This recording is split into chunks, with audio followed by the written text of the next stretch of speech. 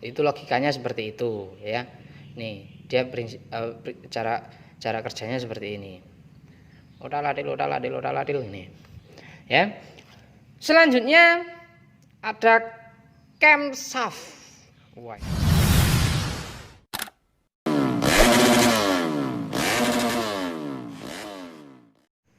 Oke, assalamualaikum warahmatullahi wabarakatuh. Ketemu lagi dengan saya Kruet Channel, masih bersama dengan konten seputar otomotif ya.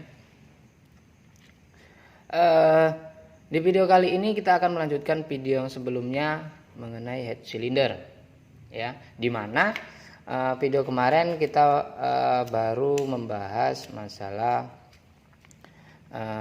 bongkar membongkar, dan video kali ini kita akan membahas secara terperinci komponen serta fungsi dan cara perawatan. Sebelum kita masuk ke videonya, jangan lupa subscribe, like dan komen ya, kemudian share, cekidot. Jadi di sini ada beberapa komponen ya, bisa dikatakan banyak karena lebih dari 2 komponen mekanisme katup. Perlu kalian ketahui di setiap komponen dia punya fungsi masing-masing. Contohnya di sini ada katup atau klep, bahasanya banyak, katup, klep. Dan di sini ada 2 katup karena di mekanisme sepeda motor legenda atau Astrea bisa hampir sama dia ya, Supra ya hampir sama. Dia mekanismenya SOAC atau single overhead camshaft, di mana dia hanya mempunyai 1 cam atau 1 noken as. Berbeda halnya dengan DOHC atau double overhead camshaft. Dia mempunyai 2 cam dan 4 katup, 2 in dan 2 X. Nah, di sini ada 2 katup ya. Katup yang pertama ini in ya, katup in, katup masuk, katup minyak ya, banyak sekali penyebutan tergantung di daerah mana kalian, tapi insya Allah seluruh Indonesia tahu kalau katup in itu ya katup minyak, ya katup masuk gitu. Yang kedua ada katup X atau katup api, bisa disebut juga katup bakar. Ya, ini dia bentuknya lebih kecil. Apa ya selalu lebih kecil? Ya, positif. Kalau in itu besar, kalau X itu pasti kecil, lebih kecil. Dan konstruksinya pasti dia kalau sudah terpakai dia akan gosong atau hangus karena dia berhubungan dengan api pada saat langkah buang ya. Ini di sini ya, katup minyak itu di sini, katup api di sini atau katup masuk di sini, katup X di sini. Katup in ini selalu berhubungan dengan intake ya, ini lubang intake. Kalau katup X dia salurannya ke exhaust atau ke knalpot ya. Jadi kalau ini berfungsi, jadi katup in ini berfungsi untuk membuka dan menutup saluran bahan bakar dan udara yang akan masuk.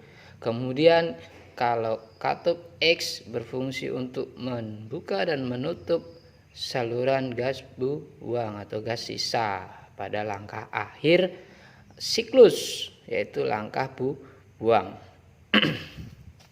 Yang selanjutnya di sini ada namanya pegas.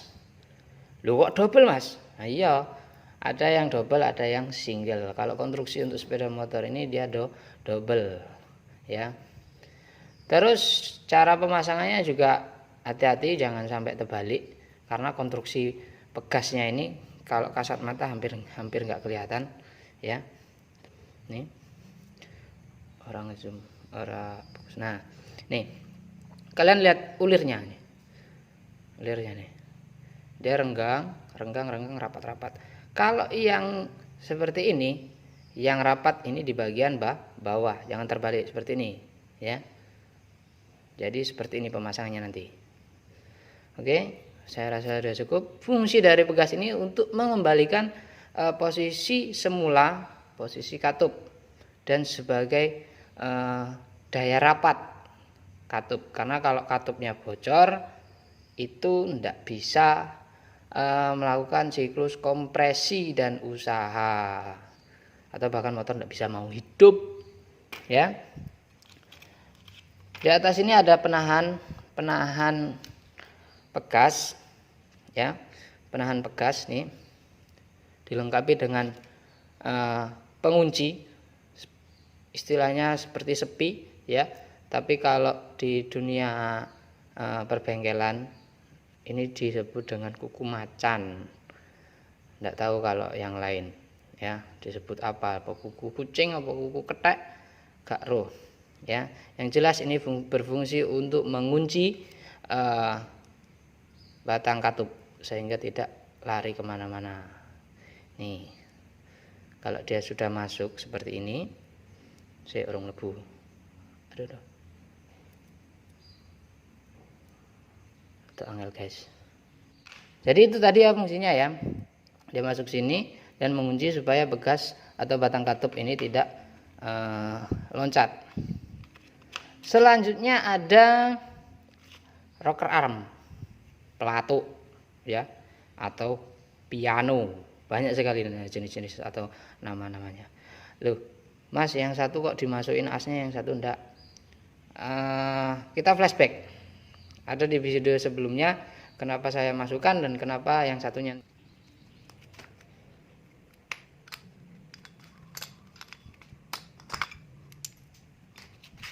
Tidak. Untuk apa? Ini teknik jujur ini teknik saya ya, belajar dari suhu mekanik tetangga rumah, ya.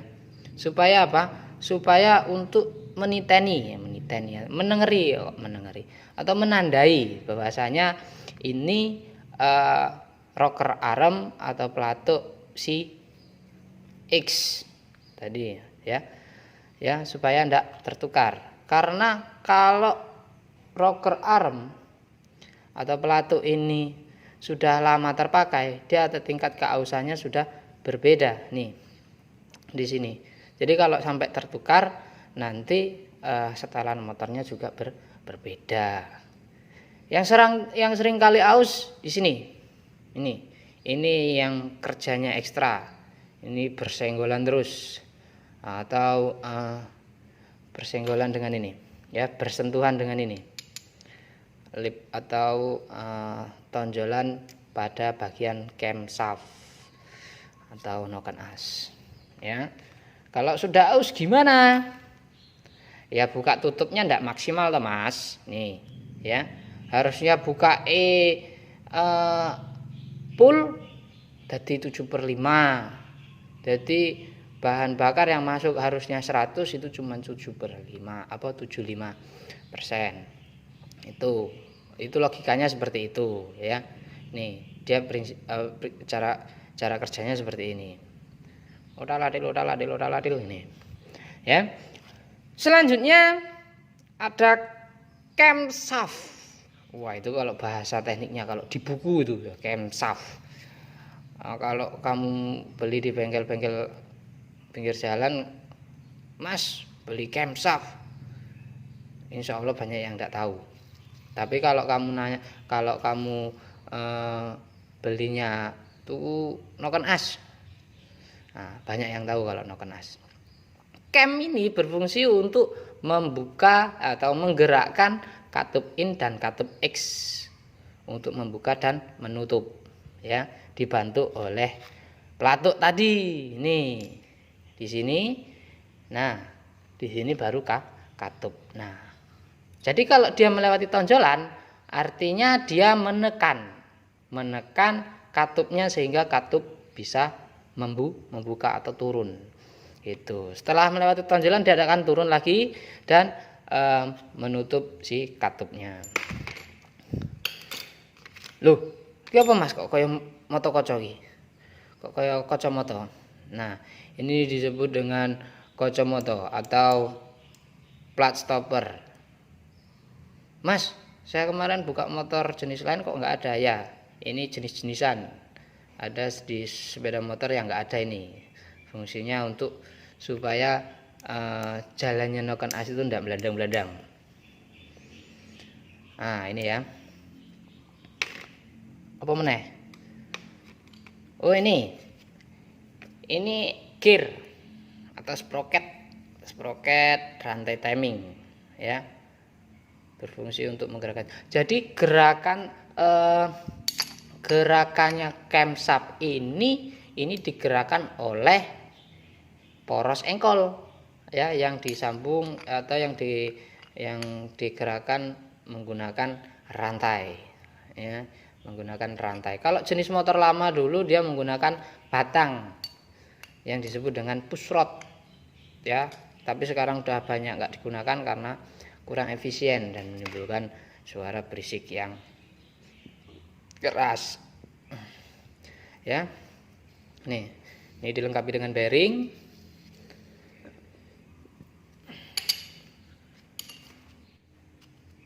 Jadi itu tadi ya ciri-ciri atau komponen-komponen yang ada pada kepala silinder yang termasuk dalam sistem katup. Jadi bagaimana sih cara perawatan mekanisme katup? Simple. Jadi sampean kalau punya motor jangan lupa kontrol oli, jangan sampai oli itu usang atau bahkan habis. Oh, oli kok bisa habis? Iya, banyak sekali oli yang habis, entah dia bocor, sil-sil bocor, atau kemakan piston yang bocor sehingga piston yang bocor, ring piston yang sudah mulai aus sehingga olinya ikut terbakar hingga lama-lama akan habis, atau bahkan karena saking lamanya nggak diganti sehingga kualitas oli itu sudah buruk atau tipis. Jadi kalau ini kan oli naik oli naik ya dari lubang baut yang 4 tadi ya. Makanya di setiap ring itu biasanya terdapat ring yang warnanya kuning atau kuningan, itu berfungsi untuk seal sehingga oli tidak bocor. Oli yang dari karter itu naik ke head cylinder sehingga bisa melumasi komponen-komponen mekanisme katup. Kalau olinya sudah busuk atau sudah elek ya, dia tidak akan sempurna dalam pelumasan ya, akan menimbulkan panas sehingga gesekan antara komponen itu akan mengakibatkan keausan. Contohnya di bagian sini, di bagian tonjolan cam ya. Kalau sudah aus, kerjanya tidak maksimal, bahkan bisa mengakibatkan motor tidak mau hidup, susah hidup. Nah, saya lupa di sini ada baut penyetel ya, baut penyetel klep di sini. Penyetelan ini menggunakan alat ukur yang namanya filler gig. Nah, aja salah, filler gig, aja kesleyok ke. Filler gig. Nah, di penyetel ini ya, kalau tidak disetel atau dia terlalu renggang akan menimbulkan suara berisik ya, tak gitu. Tapi kalau terlalu rapat ya, karena sifat logam, kalau dia panas dia akan memuai sehingga lama-lama dia akan menekan bagian katup ini, menekan terus sehingga terjadilah bocor kompresi. Akibatnya motor tidak mau hidup, sudah pasti itu ya. Jadi kalau perawatan bisa disetel klepnya menggunakan kunci mana? Ntar cariin.